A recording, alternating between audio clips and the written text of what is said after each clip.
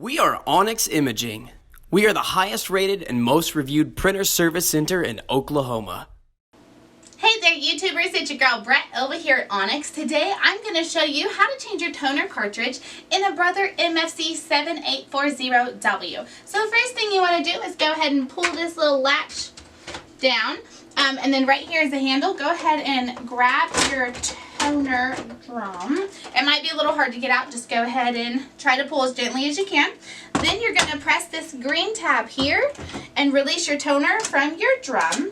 Then you're going to take your new toner, insert it in your drum, and this printer you do not need to reset the toner. It will reset itself. And then you want to make sure you put it in the correct way so you don't have issues getting it out. Once you hear it click, you know it's in there.